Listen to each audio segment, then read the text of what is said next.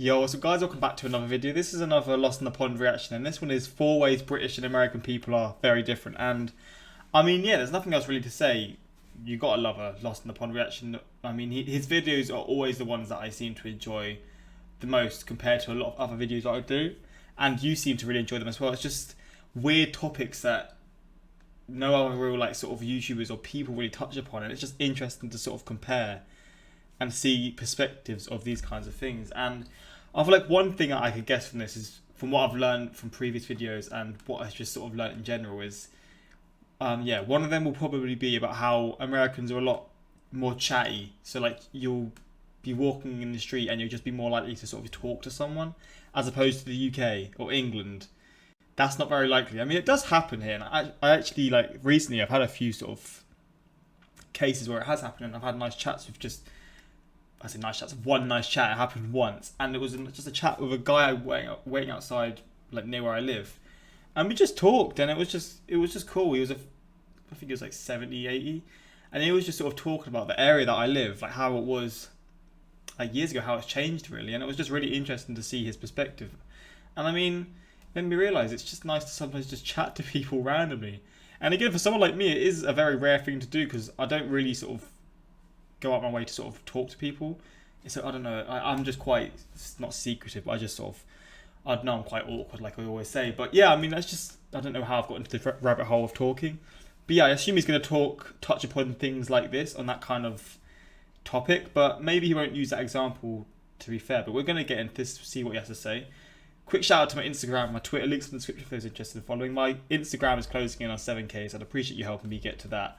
Same for my Patreon. We've just hit 307 I think, and it just blows my mind. But yeah, if you're interested in any of those, links are in the description for those. And yeah, man, let's just check what Lawrence has for us today, man. Let's get into it. But in America, or at least in the Midwest, my attempts at toilet humour have often been met with Toilet humour?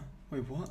Attempts at toilet humour have often been met with fuck is TMI, toilet which to humour? my chagrin does not mean tickle me insane, but too much information. Hello. Also, I don't know if no one gives a fuck, but I bought a new desk fan, and it's not actually helping. It's just blowing dust in my face, to be honest. But I just thought I'd say, because if you can hear it, I apologise. But just because it's getting very hot and not got aircon, so if you hear it, I apologise. Mention it in the comments, and if you do, I'll just make sure not to use it next video, basically. Hello, I'm Lawrence, and I'm on a quest to uncover all of the memos that Britain and America lost in the pond, and one of those memos pertains to people. What could be more important to the foundation of a country than its people, except maybe tectonics? And one thing I can say about British people is we don't generalise, and that's why I'm doing a video called Ways British and American People Are Very Different. Believe you me, everything you hear in this video is absolutely true, except this sentence. Because in truth, it's impossible to get this video right. Both countries are made up of millions of people. No one person is the same, so some of the generalizations I'm about to make about Americans could be true of some British people, and vice versa. It's just that on the whole, pound for pound or dollar for dollar, there are certain things that separate British people from Americans. And having lived in both countries now for at least 100 years, I'm here to tell you what those things are. Here are 4 ways that British and American people are very, very different. Ancestry. Oh, so he's going to go into this kind of stuff. Ancestry. I guess, well, how would you really judge this? A lot of American ancestors come from like European countries, from Africa, from all over the place, from like India, from a lot of Asian countries. Like, yeah, when you come to think of it, I don't really know how this will vary, but maybe they'll just say there's a high percentage of certain.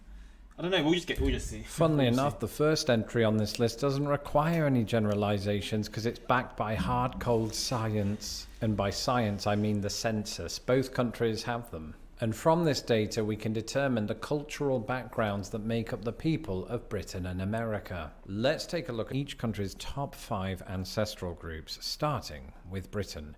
Actually, in this case, the entire UK. 37% of us are Anglo-Saxon, which accounts for how Oh, he's going into these terms. 1,500 years old. 22% of people living in the UK are of Irish descent. And this is not just the people living in Northern Ireland. Irish immigrants have been coming to Britain for hundreds of years, and if they hadn't, we wouldn't have had John, Paul and George. And the Beatles might have been named Ringo. A fifth of people living in Britain claim Western European ancestry. 9%, and I believe this minutely includes yours truly, come from a Scandinavian background, which is definitely why I'm so good at assembling IKEA furniture. 4% of people in Britain trace their ancestry to Pakistan and India. In America, the numbers are quite different, but there are some surprises along the way. Did you know that in the United States of America, the largest ancestral group... Ancestral? I just said ancestral. Which is thankfully not a word. No. You can quite imagine what it would mean. In the United States, the largest ancestral group is German. Apparently, 13.6% of Americans self-report German ancestry. And if you think that that dates back to either of the world wars, that's not entirely accurate. The majority of German Americans came here in the 19th century. So if you encounter any Americans with German sensibilities or facial structure, whatever that means, then that's why. And there's a good chance you'll encounter a German American in one of the cold states like Minnesota, Wisconsin, or the Dakotas. The second largest ancestral group in the United States are African Americans. See, that's where it completely sort of you understand just how diverse the US is. Again, the UK is a diverse country, it has a lot of diverse cities, but compared to the US, it's not even close, man. African American wasn't, or African English, or whatever you want to say, wasn't mentioned in England. Obviously African American was, but wasn't mentioned in Britain, sorry.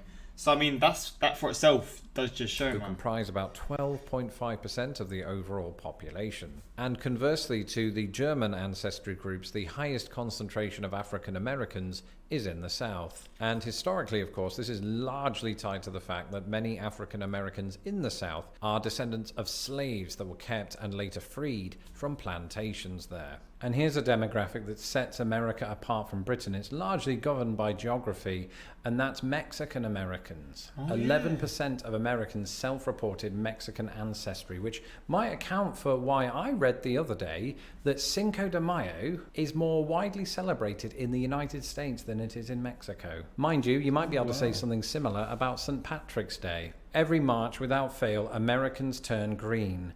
Not literally, unless they've had too much alcohol that night. And so it's no coincidence that 10% of Americans self-report Irish ancestry. Of course, if you're like me and you're 1,500 years old and an Anglo-Saxon, there's a very good chance that some Americans will be quick to tell you that they have a little bit of you in them. Not like that. I just mean a little bit of English, right? 7% of Americans self-reported English ancestry. That was an abbreviated look at the ancestral makeup of both countries. And for not having the time to discuss all groups in this one video, I apologise. But then that would probably be very British of me. Let's take a look at some of the unique tendencies of the people of both countries. So that's kind of what I was sort of talking about-ish at the start of the video, I feel like. I'm liking this a lot though. I wasn't expecting it to be as sort of in-depth and sort of statistical as it is. One thing that really sets people apart, it's how polite they are and how fun they are at parties. And don't worry, I'm not about to extol the virtues of the famed British politeness while asserting that Americans are rude, because that's not my experience. There are rude people in both countries, but that rudeness usually manifests in a very similar way and wouldn't make for a very entertaining video. Actually, it might. Can we put it on the list?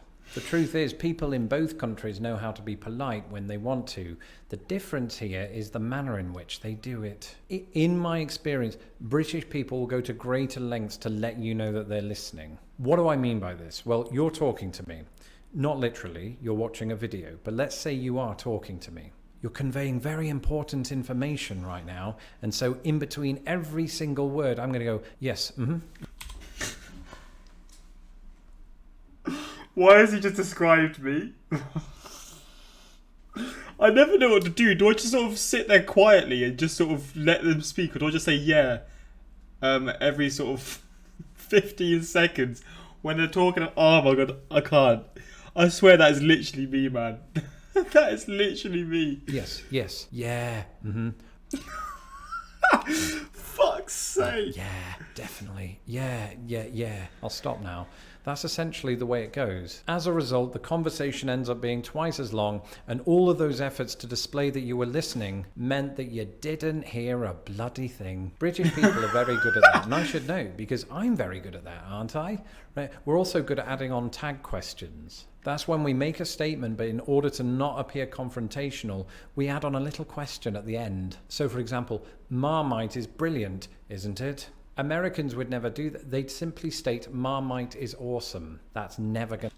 Just say it how you mean it. Don't say it then ask a question. I see that. I remember when I visited home last year and we were in a restaurant and the staff apologised profusely to my wife because I can't remember why, but I remember it not being warranted in the least. The point is, British politeness is often governed by the need to save face. That's not a reference to the A-team. Don't get me wrong, it's also about being friendly, but in America, I think that's all it's about. I very rarely feel like Americans are trying to let me down gently. They just tell me I suck outright. I'm joking. It could be argued that Americans in this sense are just more practical, much like their dress sense. Fashion, okay. It's hard to talk about people without talking about the clothes they wear. For example, when have you ever seen me without clothes? No, those videos were taken down about 4 years ago. Not by me, by YouTube.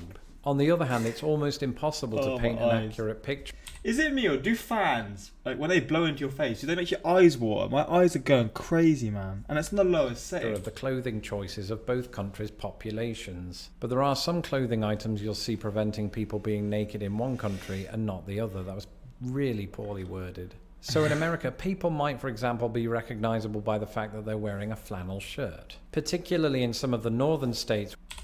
What actually is a flannel shirt? What is that?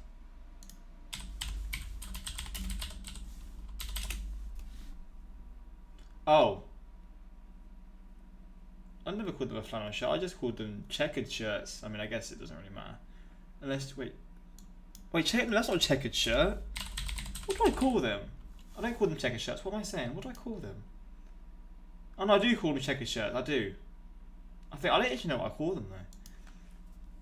People do, I feel like some people do wear them here, but I don't really ever wear them. I don't think I've ever worn one, or not. I have, but not in a long time. Which have extreme cold, and Germans. Moreover, Americans are more likely to wear sweatpants in public. The sweatpant people, which is an ancestry group that I forgot to mention. When he says sweatpants, does he mean tracksuit or like joggers?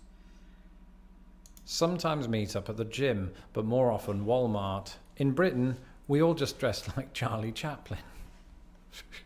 At least the Charlie Chaplin impersonators do, but there's an emphasis in Britain on style. And this is a luxury that we can afford because, unlike America, we don't have weather that can kill bacteria. So depending on where you are, it might not be that unusual to see, say, a woman dressed more or less like Kate Middleton, and that includes Kate Middleton. Of course, we're talking cheaper versions of Kate Middleton's wardrobe, or at least I am. Now, before I get carried away, I do not want you to get the impression that all British people are super stylish, right? I'm doing this video in my underpants. The thing I would say is that our casual clothes or our comfort clothes tend to be less baggy than they are in the United States.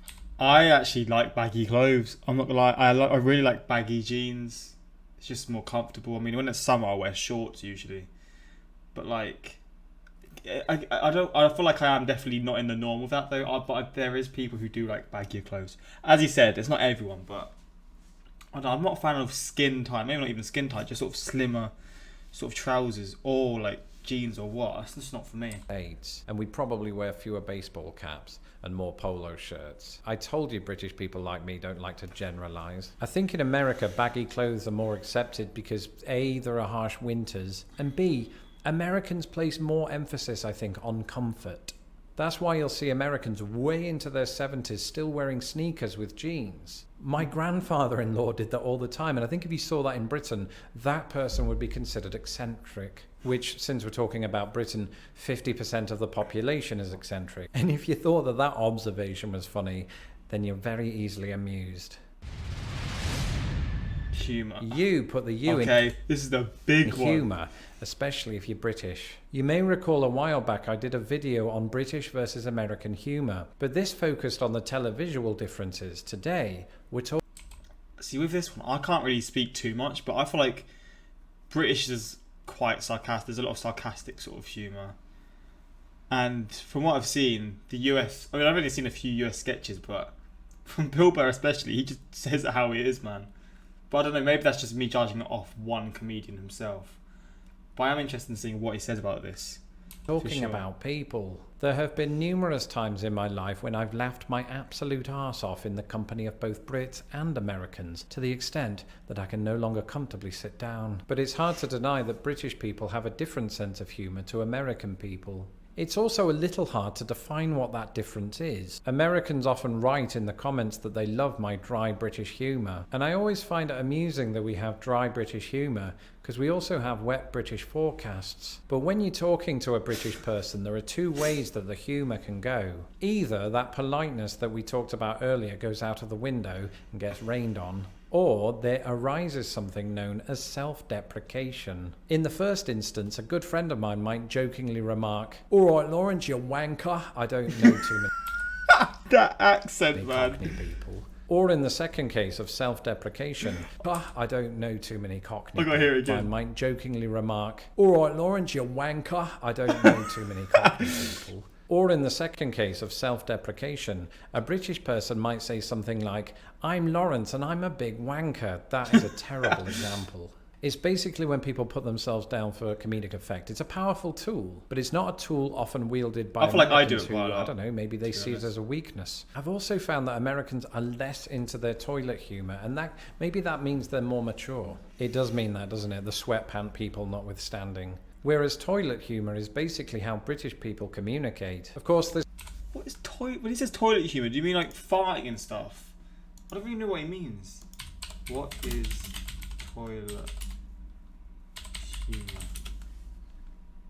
Humour that is characterised by coarse references to bodily functions.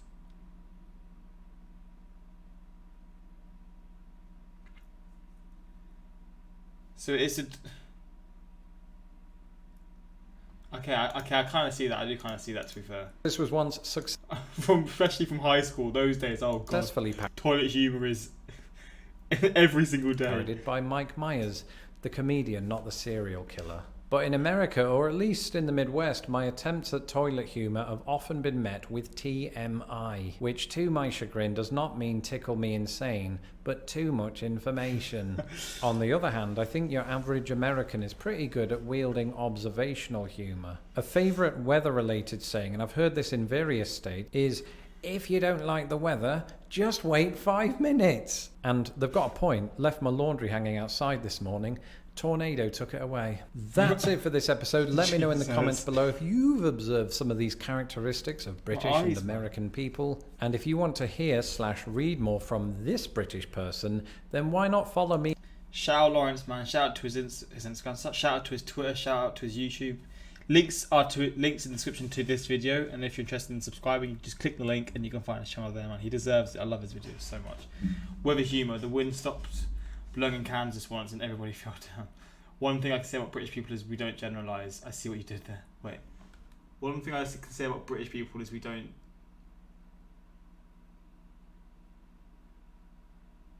One thing I can... So he's saying he's generalised. That is kind of smart. I see that.